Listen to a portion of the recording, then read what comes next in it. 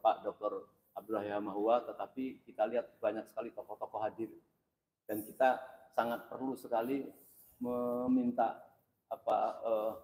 tanggapan tentang satu bencana yang sedang terjadi di negeri kita, yaitu masalah orang mengatakan penjajahan di Rempang. Penjajahan di Rempang ya? Penjajahan di Rempang. Provokator. Karena hasil dari penjajahan itu kan pengusiran. Oh gitu. Jadi hasilnya sama pengusiran. Oke. Atau perbudakan. Kita bersama ini ada seorang aktivis yang sangat energik. Ya. Saya nggak perlu sebut umurnya, tetapi saya berdoa semoga bisa kayak beliau. Ya. Seorang wakil dari Majelis Syuro Masyumi, dan beliau juga dia pengamat kemanusiaan dan lingkungan. Jadi kita ingin sekali apa tanggapan beliau tentang apa yang terjadi di Rempang, baik dari sisi kemanusiaan atau dari sisi hak yang dirampas dari saudara kita. Silakan. Jadi gini sebentar. Terus sekalian, ini kita ada Bang Edi Channel, ada Pak Viva TV, ada oligarki, anti oligarki maksud saya, ada Salwa Media, ada Mimbar Tube, ada apa lagi tuh? Anti oligarki bukan oligarki. Anti oligarki. Ya, oke. Tamu kita sekarang adalah Dr. Abbas Taha, aktivis yang lima zaman. Saya kalau ketemu teman-teman kan merasa so tua, tapi begitu di sebelah beliau jadi bocil lagi. Umurnya 79, Masya Allah, luar biasa ya. Bang, kembali kata Mas Mursalin tadi. Ini kan tadi beliau langsung dengan tanpa tebeng aling-aling penjajahan di Rempang ya. Yang kita pahami bukan cuma Rempang, ada Morowali, ada Konawe, ada Wadas, ada banyak tempat yang atas nama investasi rakyat terpinggirkan atau disingkirkan. Jadi ada orang sekarang sudah menjadi semacam common sense yang terjadi bukan investasi, tapi invasi berkedok investasi. Dalam judul podcast kali ini, invasi berkedok investasi, sampai kapan rakyat dizalimi? Baik, saya sapa dulu para netizen ya. Terima kasih Dinda Mursalin, ini tokoh muda pendakwah ya. Sekarang menjadi jurnalis ya. Saya ingat Kusmawan ini kolega saya. Iya, Dr. Kusmawan ya. Profesor. Jadi begini, yang akan saya state pertama adalah masalah Rempang harus di stop. Pertanyaannya why, kan begitu? Why? Kenapa? Dari sudut lingkungan, ya. Kalau industri yang sekarang ditangani oleh TW itu dan dengan BUMN yang tidak jelas, itu akan merusak lingkungan karena limbahnya limbah B3. Pertama. Kemudian untuk membangun itu, apakah sudah memenuhi suatu standar yang namakan studi kelayakan yang menyangkut teknis dan non teknis. Kalau uang banyak, karena apa? Dari Cina itu dimanapun orang ngutang dia, karena mereka itu Cina itu rentenir. Rentenir ya? 11 atau 10 negara-negara di Afrika itu sudah terjebak. Ya, tapi ya? Satu ya. Jebakan utang. Nah, untuk itu perlu di stop. Yang kedua, dari aspek bisnis. Selat Malaka itu ada yang diperebutkan sejak zaman dulu kala.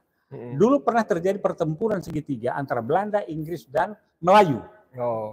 Nah, Melayu ini adalah Indrapura, Indragiri dari Raja Kecil. Nah, untuk melawan itu berangkatlah Melayu dari Bugis membantu. Dan kerajaan ini menjadi besar dan sampai mengokupai termasuk Langkat dan sebagainya, termasuk kampungnya LBP. Itu di bawah Sri Indrapura itu. Melayu ya. Nah, zaman itu kalau bisnis perdagangan, mereka punya armada perdagangan di Selat Melaka itu hampir 200-an. Ya. Dan untuk itulah kekayaan mereka itu waktu merdeka Indonesia, mereka menyumbangkan itu 13 juta golden, 1 triliun lebih. 1000 triliun, Bang. Oke, itu pertama. Nah, yang kedua, Melayu tak rentak di bumi katanya. Nah, jadi hati-hati menghadapi Melayu ini. Ya. 14. Nah, jadi untuk itu maka itu tadi dari sudut pembangunan dan lingkungan. Ya. Nah, dari segi politik, sekarang Eropa sedang babak belur NATO-nya menghadapi Rusia. Tetapi mereka berpikir akan menggeser permasalahan tersebut ke Asia Tenggara. Ini pendekatan global dan pertahanan keamanan. Kalau ini bergeser ke sini, maka yang menjadi objek itu, perebutan itu adalah Malaka dan Cina Selatan dan Natuna. Ya, Natuna. Nah, Ini waktu saya dulu masih aktif di pemerintah di BUMN, mendampingi dirut saya di Singapura, di situ ada waktu itu ada pameran, kita lihat di bawah waktu itu bahwa memang bintang dan sebagainya itu akan diambil tempat bisnis oleh China, Singapura, tetapi dalam konteks industri wisata. Itu satu. Tapi industri wisata dalam pendekatan lingkungan. Apa pendekatan lingkungan? Pembangunan investasi. Saya ingat betul Jepang waktu membangun PLTA yang di Riau itu, di Riau dan Sumbar perbatasan, begitu ada habitat gajah, begitu ada situs yang ini, itu tidak lanjutkan. Kalau digeser harus. Lah ini 16 negara, 16 pemukiman tua ya ratusan tahun mau digusur. Ini gajah saja nggak mau Jepang tadi. Iya. Nah, begitu juga terjadi di Saguling dan Cirata. Dilihat pernah waktu Pak SBY di TBC Lalahi berarti ya. Itu di Bali mau dibangun, tapi di situ ada pura itu tua di situ, nggak jadi ada pembangunan itu. Lah ini sekarang ya ndak, anak-anak kita, saudara kita ini dari angkatan kepolisian begitu luar biasanya, ndak tahu saya kok gini Bang. Luar biasa apa Bang? Luar biasa menyakiti masyarakat. Jadi gini Bang, saya cuplik beberapa dari kejadian rezim ya. Misalnya tadi disebut LBP, dia sudah menyuarakan statement kalau ada satu orang ya, yang menghalang-halangi investasi akan saya bulldozer. Dan Menko Polhukam mengatakan bahwa ini bukan penggusuran, ini pengosongan. Jadi sudah ada. Nanti dulu Bang. Yang ketiga, yang panjang ini, yaitu Bahlil, yang merasa sudah semua langkah-langkah ini sudah benar dan itu dipaparkan juga di DPR. Kita menghendaki atau saya mendengar dari pernyataan dari warga itu, kita menghendaki berunding yang sama, setara ya. Mereka punya juru bicara, kemudian juru bicara. Saya kira kalau misalnya ini yang sedang tren dan mesti semua rakyat setuju bahwa kalau rakyat Rempang itu menunjuk Rocky Gerung misalnya, kemudian ketemu Bahlil, kan ini kan bagus. Berani nggak seperti Bahlil langsung jadi Bahlil itu. Jadi begini, kalau kita bicara itu harus apple to apple. Ya, itu. Ya, enggak imbang ya. Jangan apple to orange ya. Nah, kemudian yang kedua adalah begini. Itu tadi dari sudut lingkungan, dari segi pertahanan keamanan, ya sangat berbahaya ini. Apalagi ring belt yang akan dibalan oleh China yang tidak pernah jadi. Nah sekarang ada yang membuka karpet merah melalui muka-muka investasi. Sama juga, ya enggak, memburu Anies bertopeng hukum, kan pernah saya tulis. Masuk nih barang. Memburu Anies bertopeng hukum. Semua perangkat, ini saya ulang sedikit, tapi ini udah lewat. Kenapa lewat? Caimin sudah bersama dia. Kalau Caimin diganggu, bangkit Nahdien. Jadi ikut karena Nahdien ini karena mereka tahu bahwa ini akan menang gitu. Waktu AHY tenang-tenang saja. Bukan, gitu. Waktu AHY juga AHY akan menang. Jadi gini, cuma ini Bang Abbas tadi bilang suruh Caimin ke Rempang selesai urusan gitu. Udah balik lagi ya, kenapa balik ke situ? Nah sekarang dari sisi kan ada ya. Suatu daerah itu punya modal historis, modal sosial, modal politik, dan modal kejuangan. Itu Ali Haji itu pahlawan di sana. Raja Ali Haji. Jadi apalagi gitu ya. Ini maaf saja lah. Kakek saya itu orangnya orang di salah satu sekte agama ini, itu tempat dia ngaji itu dijadikan cagar budaya. Tengok saja di Senen ini. Ada 2 bangunan tidak pernah dibongkar. Heritage namanya. Yang mana? Itu di depan Pegadaian itu. Bangunan arsitektur Cina. Arsitektur Cina dipelihara itu dijaga. Iya enggak. Yang punya Cina berarti dijaga. Begitu betul Indonesia. Dijaga atau enggak berani? Oke. Jadi untuk itu tadi kan dari aspek artinya rasa nasionalisme. Nah, saya lihat LBP ini makin hari makin tipis ini. Apanya yang tipis? Ya enggak, tipis kupik. Pokoknya tipis bukan gue yang ngomong. Cinta kasihnya sudah hilang. Jadi opung kita ini ya sudahlah, pulang kampung lah. Baru 74 loh, baru 74 usianya. Usia baru 74 loh, Bang. Usianya ya seumur-umur di bawah Bang. Iya, di bawah lah. Ya? Jadi seumur-umur Kiflan Zen lah. Kiflan, mungkin Kiflan Zen lah umurnya. Dan saya tahu dari mudanya dia anak KPP 2 yang pindah ke KPP 1. Ya. Nah, jadi untuk itu ya kita refleksi daripada kondisi yang ada ini. Kita lihat dari sudut pandang ekonomi, sudut pandang pertahanan keamanan, sudut pandang HAM, sudut pandang hukum. Ini sudah cacat hukum itu proyek. Semua ya. Ya. Jadi tinggal artinya kalau kita ingin baik-baik, jadi mestinya Pak Jokowi dengan LBP ini termasuk Panglima TNI meninggalkan legasi sebagai negarawan. Ya enggak, tinggalkanlah soal bahwa setiap kita itu punya rapor merah, itu ada yudisium nanti di perguruan tinggi. Lulus atau tidak. Kalau ada merahnya tinggi, ya dipospon lah. Atau dihukum kecil lah.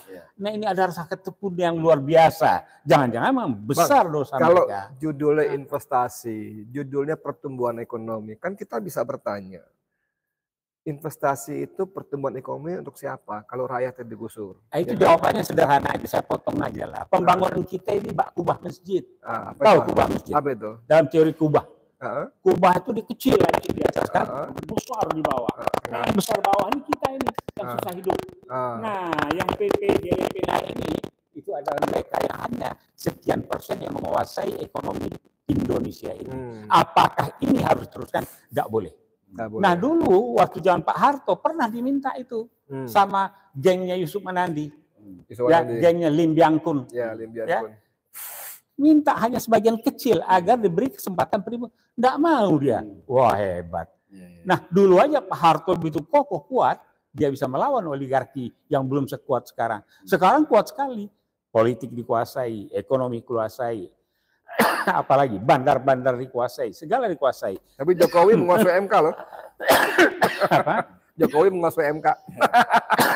Jadi kita harapkan ini karena bersemangat ini. Bersemangatnya apa? Ya mbok Pak Jokowi LBP, anak cucu kita di Indonesia.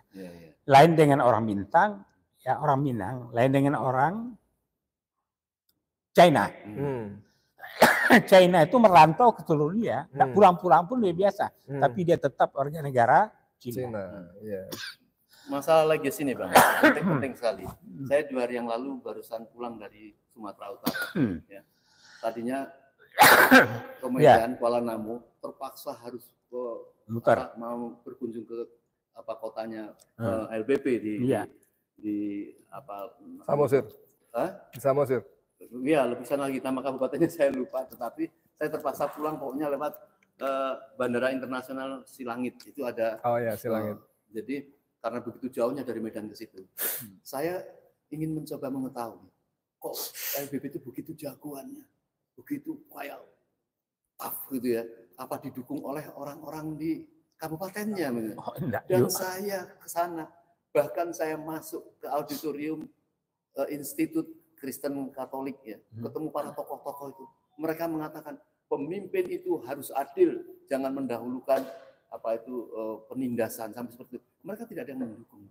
Nah jadi apa yang menyebabkan dia hebat dan abang mereka legasinya dijaga misalnya itu. Iya jadi itu betul tuh berarti bukan rumor itu.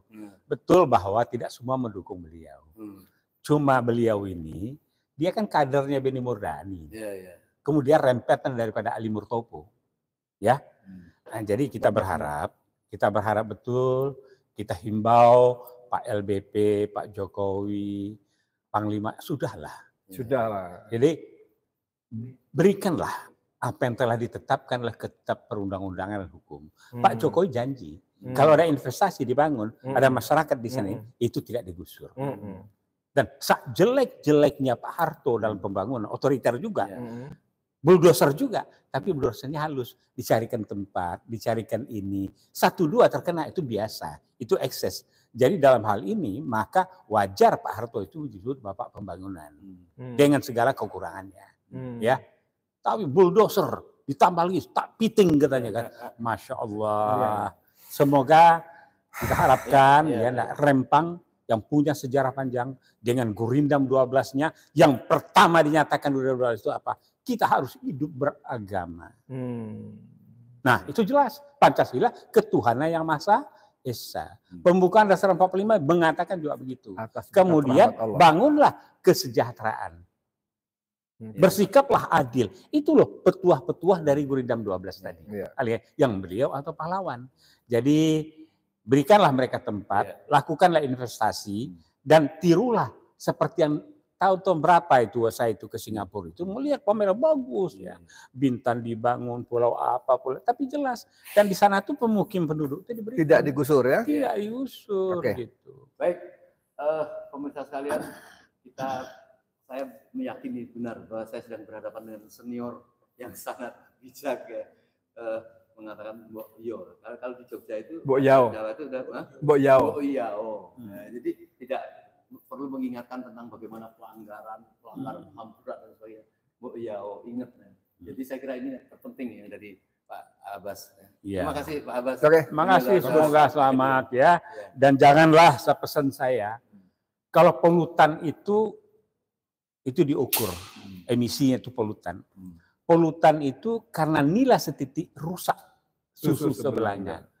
Manusia juga bisa jadi polutan. Contohnya apa? Sengkuni itu polutan dalam pewayangan. Baik. Ya, tetapi di dalam legende, enggak, api di Bukan jadilah Kiai Gringsing dan jadilah Agung Sedayu. Waduh. Baik. Nah, begitu sama senior kita. Oke. Beliau itu sampai malam juga. Oke. Baik, terima kasih. Assalamualaikum warahmatullahi wabarakatuh. Waalaikumsalam warahmatullahi wabarakatuh.